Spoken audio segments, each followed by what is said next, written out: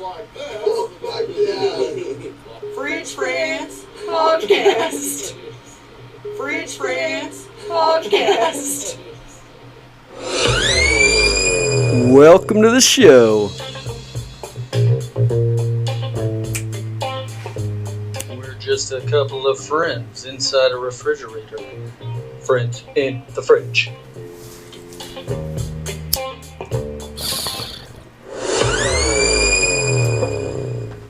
Fridge Friends Podcast. Hello and welcome to the Fridge Friends Podcast. I'm your host, Jake Martin, and I'm very pleased to announce I have a special guest in the fridge today, Ricky Rosewater. Well, hello everybody. It's nice to be here. Actually, it really is. Yeah, it really is. So, I'm going to take the liberty to entitle this episode "Stoned Stories: Females and Greek Mythology," because lately women have been getting the "fuck you" end of the shit stick, and frankly, I'm tired of it. And I want to go back to when women were revered. Back in a more simpler time. Exactly. But was it a simpler time? I mean, they birthed yeah. democracy at the time. They had to figure all this shit out. We already are. There were got problems. handed to us. There were problems. However, in areas of ancient Greece, Sparta, for one, their women were held in higher standard than the men. Granted, they didn't have much political power where it really counted, quote unquote. But but I mean, with everyone going to war all the time in that type of culture, the women were really in charge. Women held every single power in the way of the household and with money. Like, men had to ask their permission to even go to war. Like, hey, babe, can I go, do the war thing? I just found out I was Spartan. You see, it's amazing that women these days are just so mistreated and underrepresented, because like even the gods that the Spartans worshipped mostly were female and very warlike. Like there was Juno, the goddess of the home and war. There was Aphrodite, Hera, the goddess of love and war. And I want to touch more heavily on Aphrodite, Hera here, because she was only revered in two areas: her home island of Kythera and Sparta. Well, all of the Spartan territories in ancient Greece. So you're saying she's only revered as a war goddess in two areas, but she's more widely known, right? Okay, some different temples and stuff like that. Now, I will say yes. She is mostly known as a love goddess, but in Sparta, around 1100 to about 700 BC, she was revered in Sparta as Aphrodite Hera, the goddess of love and war. And it was absolutely fucking beautiful. While there are no actual known statuaries of her, it's pretty widely known that she was war goddess like in that cult area. There, maybe a temple. In Kythera itself, there's a few temples depicting Aphrodite and several incarnations of her. There was Aphrodite Urania, Aphrodite Pandemos, which basically means the people's Aphrodite. So it's the people's version of Aphrodite, the goddess of love and sex. She's wearing overalls in that one? No, she's the embodiment of how the people saw Aphrodite, the goddess of love, sex, the physical embodiment of basically everything that's hot. Oh, okay. And the war goddess side of her, Aphrodite Hera, it's basically the antithesis of everything Aphrodite is. She's the more rough and tumble side of love. The touch what's mine, I'ma fuck you up kind of bullshit. Yeah. Well, I mean, Aphrodite has a crazy crazy story compared to a lot of other deities that you'd worship, in the fact that, like, throughout all of her existence as a worship deity, she was, like, always unfaithful. Yeah, okay. She has, like, I mean, the first war thing, besides being worshipped as a war goddess, was, like, her relationship with the war god Ares. Yes. And she has all these other side relationships, but she's married for a while. Now, and like, I will give her this. She is spreads the love. Yeah.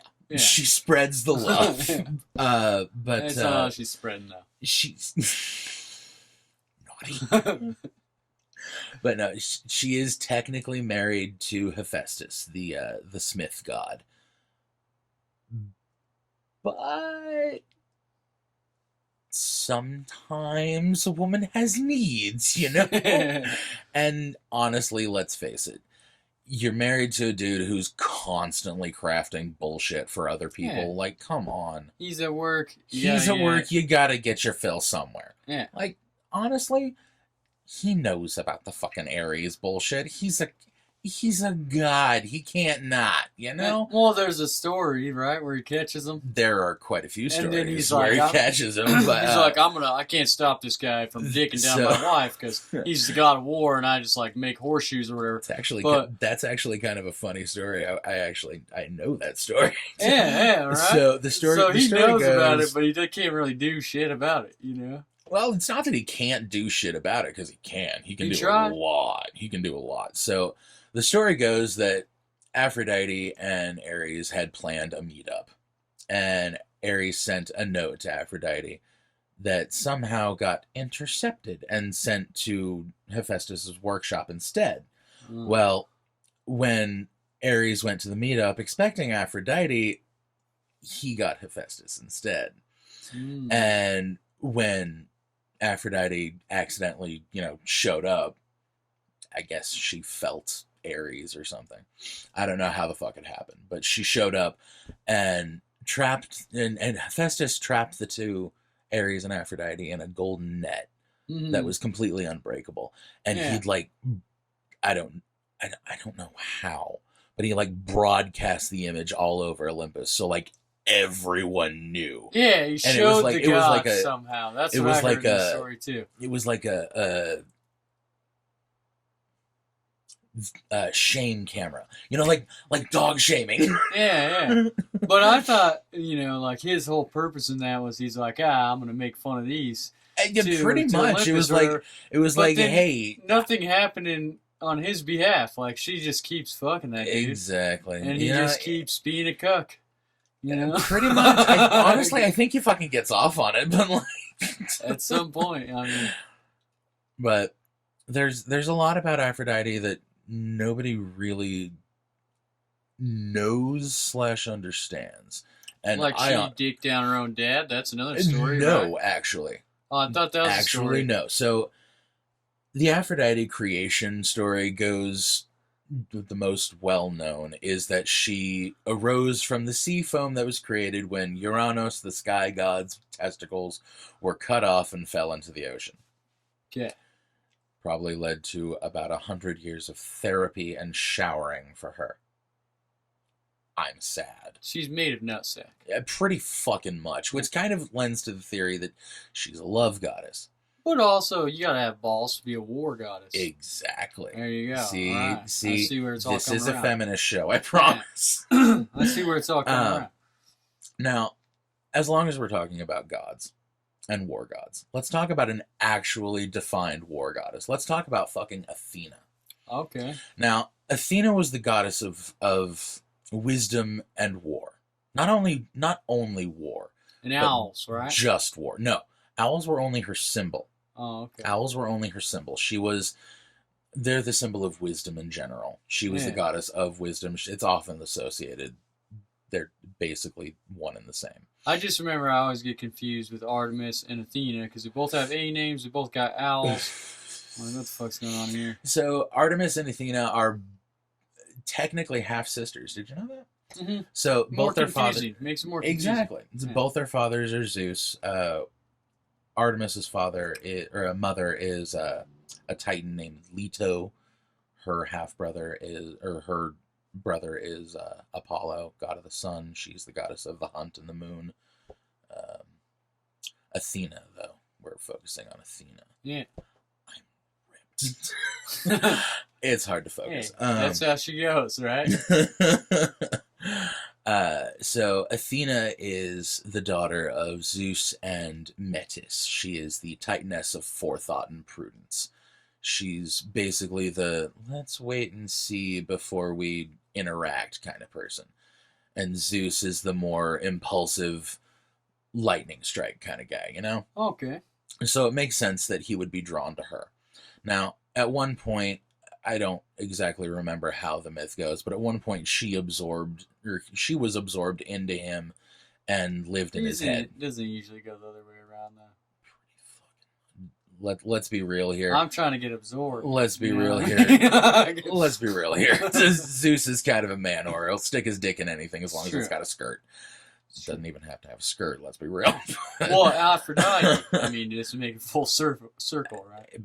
I mean, the Greeks were pretty sex positive if their divine stories are to be believed. And no pun intended, but God bless them. You know what I mean? Because where would we have Hercules from? Exactly. Come on, dude. You gotta get a little freaky sometimes with the interdimensional beings. Exactly. It's always fun, sex with a god, or so I hear. I don't know. You'd have to ask my wife. Alright, just cut it there. We'll just cut it. That's it. No. So, alright. Athena is the daughter of Zeus and Metis. Now, she sprang fully formed out of Zeus's head. She was to embody all of his forethought, basically all of his mentality, but with her mother's prudence. Now she was the goddess of just war. But she doesn't really have a mom. Not necessarily, no. Yeah, it's like a seahorse baby. Pretty much, yeah, pretty much. And now she was revered all through Greece, Sparta, sometimes, or some places in Egypt even. She was widely revered. She was absolutely amazing. I remember so many stories about her. The city of Athens was named for her. It was actually a fight she got in with her uncle Poseidon about that. So the two were kind of in a war about who got to claim the city and who worshipped who. So they decided to hold a bit of a contest to see who could do better for the city and who could better provide. So Poseidon created a spring, but unfortunately it was filled with seawater. Not really all that useful. Yeah. Athena planted the olive tree. Yeah, we all know. Exactly. That's why we get olive oil, pizza, fucking everything. And Athena won. Olives are big to Greek culture. I mean, they're always wearing those olives branches in their ears. No, those are actually laurel. Offering. Those are actually laurel branches. Oh. So the crowns were made of laurels. It's a type of tree that's actually an Apollo myth. So he was in love with this nymph named Laurel. She did not feel the same way. So he chased her down and she turned into a tree. Then he immortalized her as the tree and broke off branches to put in her hair, like, I'll love you forever, that kind of bullshit. Apollo is just the epitome of sad boy, fuck boy. That's pretty rapey, anyway. Yeah. You know what I mean? It's like Apollo is kind of worse than Zeus, if you think about it. Zeus rapes, though. In ancient Greece, there's a lot of rape going on. There's a lot of fucking. Everybody's fucking everybody. Exactly. Actually, in Spartan areas, there were known cases of rape being used as a morale builder among the Spartan warriors. Oh, like they'd fuck each other, cheer each Yeah, other up. it's kind of interesting. I'm not Hey, exactly. dude, life will get better. Let me show you. Pretty much. I'm not exactly sure why it went down like that, but it went down like that. Yeah. But since we're talking about rape anyway, let's talk about Medusa. Let's talk Okay. about Medusa. Now Medusa is a fun story. Now, a lot of people think that she was really unjustly punished by Athena. Well, she's one of the Titans. No, Medusa is actually... So Medusa was one of Athena's priestesses. Oh, She was out worshiping Athena from a cliff that the temple happened to overlook, and she was spotted by Poseidon. Now, Poseidon, for some reason, felt that her praying was like meant for him, even though it was to Athena. It's a man mentality bullshit thing. So he decided that he owned her. So he disguised himself as Athena, and when Medusa went back into the temple, he got into a conversation with her and started talking with her, and eventually he revealed that it was him, that it was Poseidon, and kind of forced himself on her. Well, that drew the attention of Athena herself, and she came down into the temple and saw the two kind of in flagrante delicto, for lack of a better term. And I think that was a great term. she got pissed, rightfully. So she started making demands of Poseidon, like, what the fuck is going on? How the fuck dare you do this in my temple? How dare you desecrate me? What the hell are you doing to Medusa as my priestess? And Medusa's like, well, I didn't fucking do anything. He's the one that was raping me. All that bullshit. Yeah. And rightly so, I call it bullshit, because it's fucking bullshit that happened to her. Yeah. So Athena takes her side. She's just trying to say some prayers. Exactly. So Athena takes her side, and she tries to ensure that no one will ever do this to her again. That such a grievous offense will never happen to her again. Huh. So she decided, let's make it so that anyone who looks at you against your will is punished. Let's turn them to stone. Hence the snakes for hair and the snake body and the snakeified makeover. Yeah, nobody's trying to fuck. Exactly. Yeah. Nobody will ever look at her against her will again. Is that really a reward for her, though? Well, see, I feel the way I see it, it's kind of a protection thing. Because it's like, she's safe. Medusa wouldn't want to be seen after that. Ever again? Would anyone? Again? Would anyone want to take that risk that's been that abused? Well, Aphrodite. Yeah, but Aphrodite was never in a real case of rape that Zeus I remember. raped her the same. It was a Not different necessarily. way, right? So The story I heard about her and Zeus is he pretended to be something else, right? Because he shapeshifts like all the gods, right?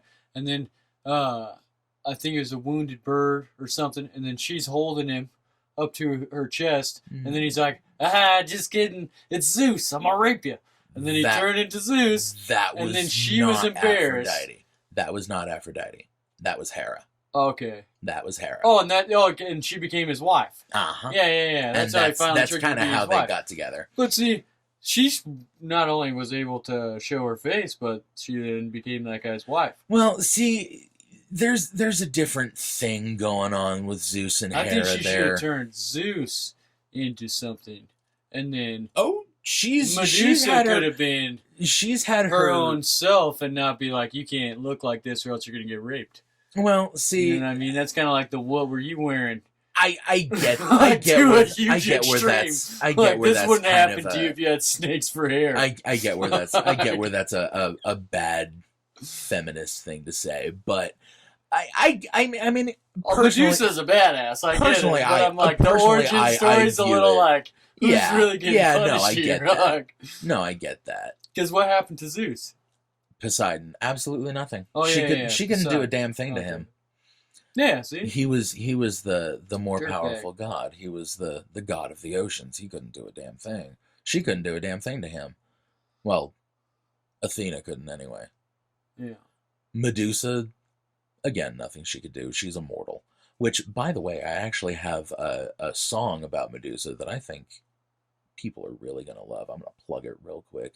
It's by Sure. Whitney Avalon. It's called Plaything of the Gods. It's beautiful. Whitney Avalon? Yeah, Whitney Avalon. She's a YouTuber. She does comedy songs. She's amazing. Everybody just go check out Whitney Hell Avalon. yeah. She's fun. She's amazing. I love her. What else did I say we were going to talk about? Well, I know you wanted to touch on all the Greek mythology, different goddesses of war. Yeah. Uh, I think we've covered all the ones I know about. What are we at here? oh, we got plenty of time. Oh, beautiful. Yeah. I mentioned the owls thing before. Yeah. I've always wondered about that because there's different deities in all different cultures. Mhm. They're represented by owls, but then you have that famous Bohemian Grove owl. I've You know never what I'm heard talking about about? that. What? I've never heard about that. All right, this isn't so much mythology as modern day fuel for conspiracy theory. Okay, I'm intrigued. Let's do this. So you know Alex Jones, everyone does, right? Everybody, yeah. Okay. He used to not be so famous, but was into the same kind of thing, like rogue reporting, conspiracy theory kind of stuff. Okay. Well, there's an annual meeting in Bohemian Grove, California, every year of all these different elite people, senators, politicians, business owners, engineers, all this different stuff, right? They all meet at this private property in Bohemian Grove, California. So he goes and sneaks in there with one of those old video cameras in the 90s. This is like what first put Alex Jones on the map. He gets a video of them. They have a giant effigy of an owl that's like 2 stories tall. And they do rituals around it, singing and dancing. And then they do some other shit too, where they make like a big Burning Man and then light them on fire and burn it while they're doing a ritual or whatever. But you can look on Google Earth and see the owl statue, and everyone, of course, first goes, oh, that's Moloch, that evil owl deity. That's what that's got to be, right? But I see there's owls in all different types of mythology, and Artemis and also Athena they had some owls. They did. So I'm gonna point out here that owls throughout mythology are always misrepresented as dark. What an owl is? Well, because the head turn thing. Yeah, they've always been seen as kind of like the quote unquote bad guys. But see, owls are in all realms of mysticism. Owls are seen as symbols of wisdom, as good omens, as secrets being revealed, knowledge being unveiled. There's even a demon that's an owl. His name is Solus. Yeah, he is a demon prince, actually. He commands 26 legions of demons, I guess.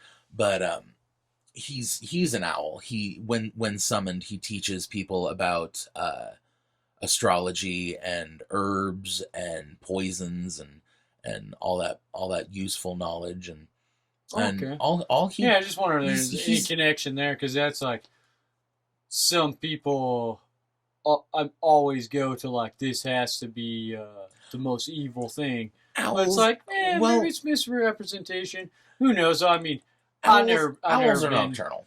Let's put it this way: they're creatures of the night. They're always going to be painted as allied with darkness, but so too is wisdom. Honestly, because like the old saying goes, ignorance is bliss. Yeah. Wisdom can be as harsh as sunlight.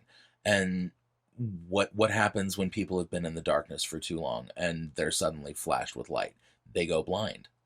They can't see anything I anymore. thought you were going to say they look like me and you. Red hair, freckles. Well, I mean... giant dicks. Hey, look, my skin may be paper, but I make up for it below the pants, I swear. It's just gender stuff. It's a thing. It's a thing. I don't want to lie or misrepresent myself, but it's a thing. Well, another misrepresented animal that always is painted as evil mostly in Western cultures is snakes. Right? Everyone hates snakes. Ew, snakes. Then you got the biblical story. But in Eastern culture, it's like a huge positive thing. Egyptian mythology, snakes are Greek seen, mythology. snakes are seen as widely helpful and sort of knowledge-based creatures. Depending on who you ask, though. Exactly. Right? There is a strong tie. It's mostly Christianity based with evil. Actually, I believe it actually even goes back farther than Christianity. It goes back to Egypt. One of the gods there was Apophis, the snake god. He was the spirit of chaos, and he would try and swallow the sun every night. It was a thing. There's this whole story there. I don't really know a lot of it, but I can point you to a video. But doesn't the sun get swallowed every night? No, actually, the sun travels through. So the sun is the god Ra, and he's on his boat every day, right? Soaring through the sky. Taking the sun through the canoe. Well, he is the sun. He is the sun. Like Ra embodies the sun, so his light is what we see when we look at the sky. Supposedly, it's the same way with the Greek titan Helios, who then became Apollo. His chariot, their chariots were supposed to be the sun, actually. Yeah. So when he would go across the sky, it'd be the sun, and when the sun set, he would travel through the underworld, through the Path of Night, I believe it was called. But there were 12 separate stages, 12 hours of night, 12 hours of day, very cyclical. It was interesting, but apparently in the Egyptian underworld, there were a lot of snakes, like snakes fucking everywhere. Like I think a couple of the passages through the quote unquote Path of Night were just like snakes, and then fire plus snakes, and then snakes and fire and demons and other shit. And then I think it was like a river of lava, and you guessed it, more snakes. There were just a lot of snakes. That sounds reasonable. There were a lot of fucking snakes in the Egyptian underworld, and I'm not really curious as to why. Me personally. Well, they had cobras. There were a lot of cobras. There were a lot of cobras. There were also a lot of asps, and that's how Cleopatra died. One bit her on the boob. It was fun. Sure. Man, that was a nice deep dive into mythology. Yeah, it was nice. It was nice. Yeah, it's pretty good. Anything else you want to talk about? Well, I mean, I like the mythology stuff. My favorite thing, though, is kind of more we were getting into at the end about, you know what the hermetic religion theory is?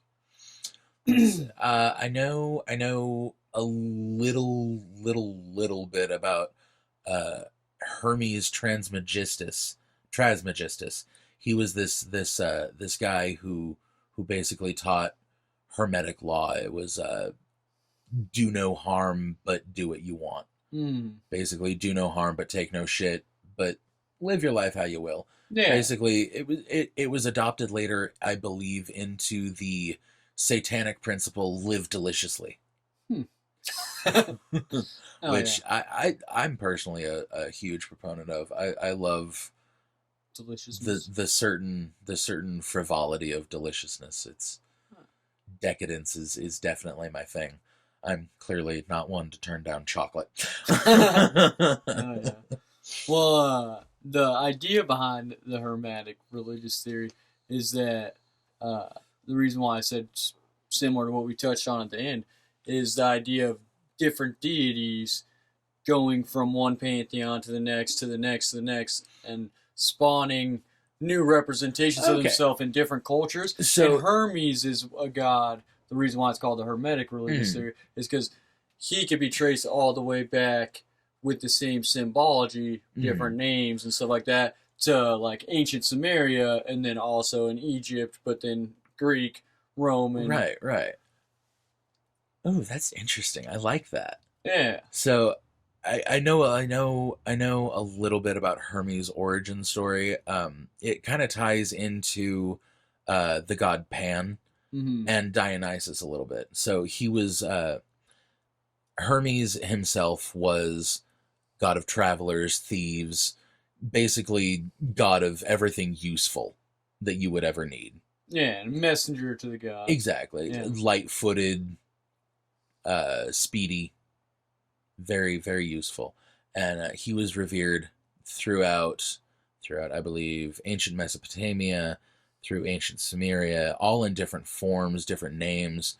And even throughout Egypt, I believe he became the god Thoth, the god of written knowledge. Mm-hmm. And that was that was what I found especially interesting, especially because you brought up a hermetic theory. Yeah. Thoth is often brought up in the hermetic works.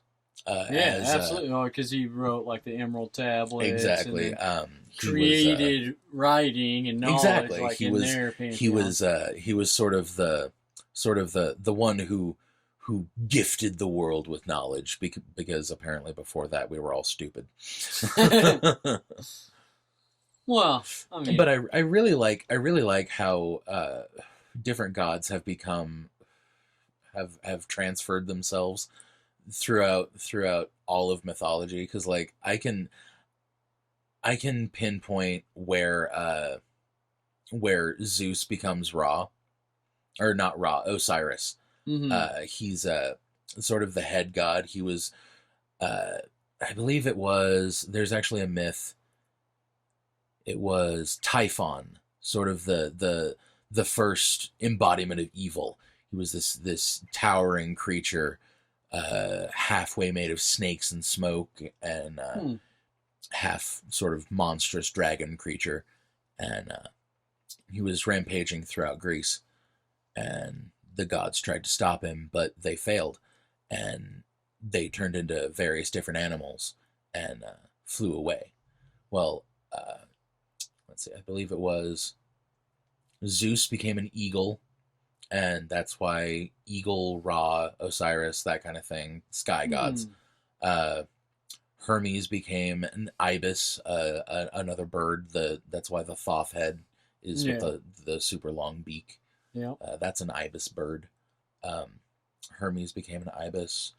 Let's see, I believe Artemis turned into a deer, and I think later a cat or something. I could be getting this wildly wrong, but there's a lot of different theories as to that as idea to me happened. though is fascinating, because it's like the cultures and the time periods overlap each other, They but really then do. also there's this clear through line of worshiping, by their own name, just like we call, a couch a different thing in every different language. So you know what I mean? They call it by their own name, but worship these same deities like all over the world. I think it's super interesting to watch how worship is spread throughout trade routes, because like that's how Aphrodite Araya became the Aphrodite we know today, was through worship from different trade routes. They'd take little bits of knowledge and sort of appropriate it elsewhere and into their own belief systems, and that's how Aphrodite's worship became as widely spread as the Aphrodite love goddess. herself. Yeah. It was actually kind of interesting. That's really all I know about Aphrodite, aside from assorted the famous myths. Katy Perry song too, right? Okay, but see, she was Egyptian there. That didn't really tie in there. No, but doesn't she have a song about Aphrodite? Her one line involving Aphrodite is "Make me your Aphrodite," and that's about that's in a song about an Egyptian queen. Ah. And I'm not really sure how that tied in there. See what I'm saying here? I mean, Aphrodite was worshipped in some form as Hathor in Egypt. She was the goddess of love, sex, rock and roll, parties, politics, basically everything up to and including weaving. Nothing She says was love, sex, and rock and roll like weaving. apparently it's good foreplay, I guess. But In that one movie, Wanted, all the most badass people were weavers, right? It's true. They got all their shit from a loom, which actually ties into the Greek fates. Their tapestry of fate. They wove it themselves, and in Wanted they read the thread count to see who was gonna die when and where and how. I thought that was pretty interesting tie-in. Yeah, the way I like that. Brought that in there. I thought it was cool. Just the idea of the fates that like all three of them has their own part in trying to decipher it, and then like. So, I know a little bit about the Greek fates. There were three, all sisters. Nobody really knows where they came from, but a couple of myths involve Zeus being their father. Now, I don't really like that theory because they're supposed to be... Because he's everyone's dad. Right, I mean, really. Wow. Like, it's kind of ridiculous. He's Sky Daddy. That's what it is. Exactly. You know? He took over from Kronos, time god and sky god, who took over from Uranos, the god who was literally the sky. So it's kind of a direct line of progression. I could see where he would be Sky Daddy. And then I guess he was Christianized as later God himself, and then more directly tied to the people, Jesus. So Jesus is Zeus. It's fun. I thought Jesus would be more like Hercules type thing. Well, but Jesus is also strongly tied to Hercules. Is the god himself, so like Jesus is tied to Hercules. Jesus is also tied to again Osiris for sure. Yeah, Osiris. Yeah, because they have like also, the same origin story. No, that was Horus. The virgin birth. Yeah. Like. Jesus was tied to Horus too. Jesus is tied to just about everything, actually. Yeah, well, and Horus ended up being crucified in the end too. It's true, he did. Maybe it's just a rewrite there. Who knows? Honestly, 2,000 years ago, they were all kind of smoking some primo hash. So, dude, the more I watch these more recent documentaries about the ancient world, the more I'm convinced that a lot of that shit was a rewrite of something that like we don't have a record of anymore. So the fun factoid, before writing was actually, a thing, people just told stories, and people just had to remember those stories. So it was a lot of oral tradition, and unfortunately oral tradition changes person to person because you only remember certain bits and pieces, and then you have to tie them together yourself. So it's kind of... Oral tradition is kind of a personal bias affected, and I really like that. I really do.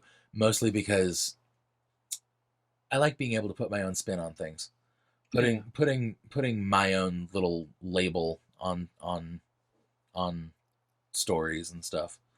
But you did see how, like, if most things were oral tradition, how something like what we just recently went through with the pandemic, say if that wiped out like 90% of humanity, then there goes 90% of the stories. Everything would be completely fucked. And then the last 10% are so like stirred up from losing all of society and everything. We would they're be just the trying to ancient make Greece it. of the future. We would be the ancient Greece of then, of that particular timeline. We would be the ancient Greece then, because we only know about 60% of the stuff there was to know.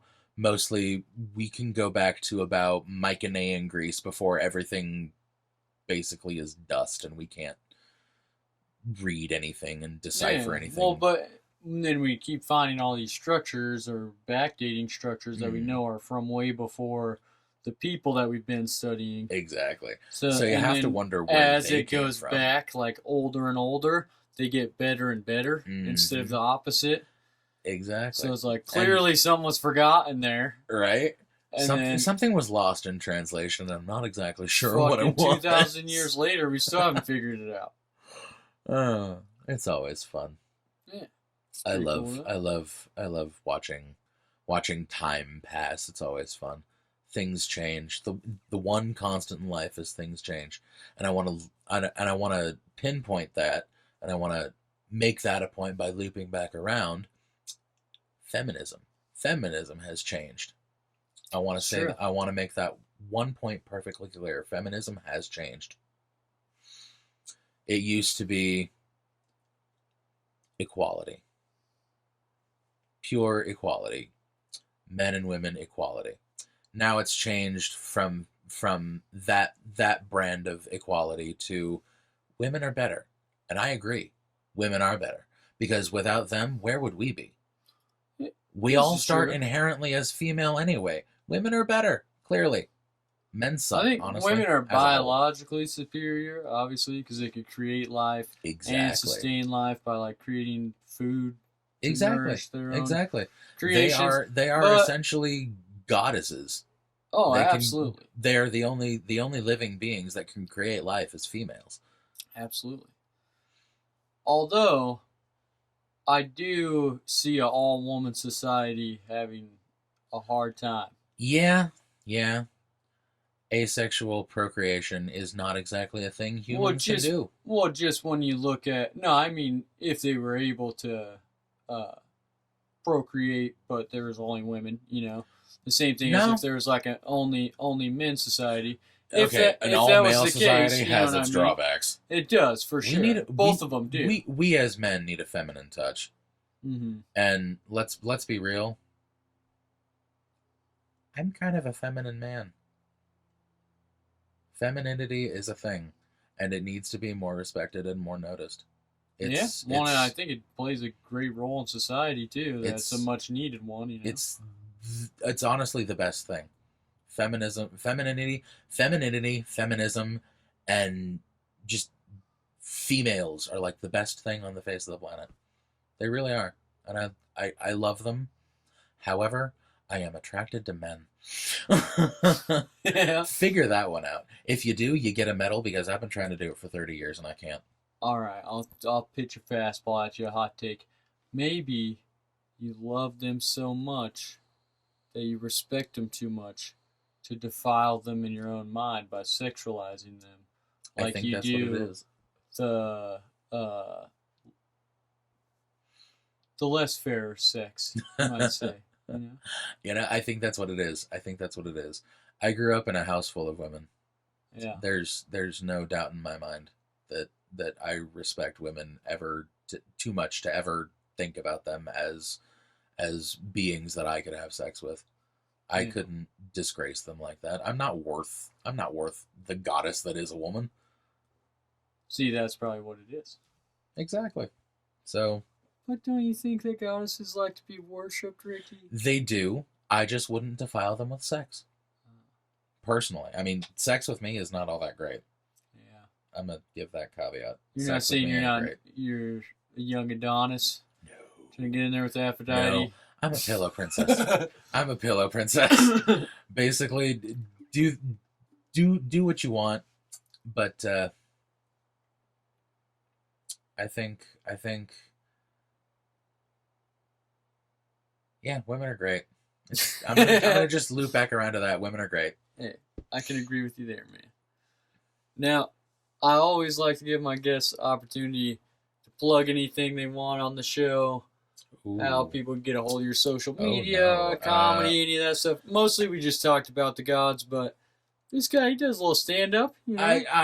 I have done stand-up, yes, but I've kind of ended my stand-up career. All don't. I'm not funny. I'm not. I've tried to be funny, but I'm not. So I've kind of ended my stand-up career. But I am an amateur drag queen. Well, there you go. And you're on a show tonight for that. No, I am not on the show. I'm doing Spotlight for Mommy Dearest, a Thunder Pussy production show. Okay. Come on down to the balcony, 8 o'clock tonight. The balcony? Hell yeah. It's the local gay bar. We are great. It's fantastic. The crowd is going to be amazing. Spooky, ooky, kooky, fun.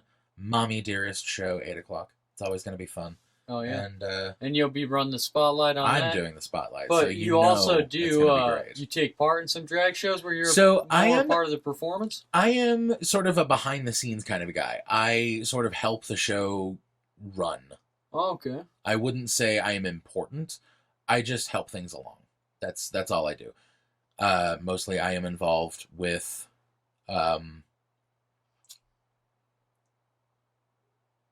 lights. That's it, spotlights, and Yeah. the occasional setup. I passed a note to the stage manager once. That was nice. Yeah, yeah. I'm also faux security. I'm fake security. I mostly just keep people away from the performers while they're doing their relaxing thing backstage. Before the show. Exactly. It's nothing special, but sounds fun though. It's a new thing you're getting into. it's fun. I like it. Drag is life. Drag is amazing. I like it. Oh yeah. Well, and how can people get a hold of you, or if they want to come to one of the shows? Because this is gonna air after that balcony show. You know what? I'm at the balcony pretty much every weekend. I am doing a tarot table, Mondays and Thursdays from 4 to 9. Ricky's got a sweet tarot deck with Disney. What? So I've got a Disney Villains tarot deck. I have a Hocus Pocus tarot deck, and I have a Buffy the Vampire Slayer tarot deck. So come and get some wisdom. Tarot is Greek for truth. Whatever flavor you want. Tarot is actually Greek for truth. Actually, it's fun. Yeah. So we're tying it back in. Hey, it's all looping. It's all looping back together. This is nice. Yeah. I thought this was going to be a shit show. Well, we got the flag. Hey, the shit show it's is off nice. Camera. People can't see the flag. Well, I gesture and stuff in here all the time. I'm like, I've mentioned this road sign. So the on flag. Every other episode, no one on the show's ever seen it actually. But it's no drinking and driving. That. It's just I like that. A Camaro. It's very nice. A martini, an X through it, because that's how road signs were in the 80s. It's very nice. I like it. But the flag, for anyone who's curious, is sort of a 70s rainbow welcome to the shit show, and I like it. It's very nice. It was a shit show, and I fully endorse this. On socials, I am Ricky Rosewater. All one word. Find me. I am not the English musician. I am not the musician that is located in England. No, I am the he's anime sad writer boy with the glowing pen behind his ear. It's the less British Ricky Rosewater. Yes, the less British Ricky Rosewater. That's how you can find me if you want to get a hold of me. I understand if you don't. And as always, like, comment, subscribe, share the video with your friends. We're trying to get more listeners here at the Fridge Friends Podcast, and we're always making new friends. If you got any questions or you'd like to be a guest on the show, email me, fridgefriendspodcast@gmail.com. If you want to see live comedy or links to my social media, go to jakeamartin.com. Thank you guys for tuning in. Have a wonderful evening. Bye.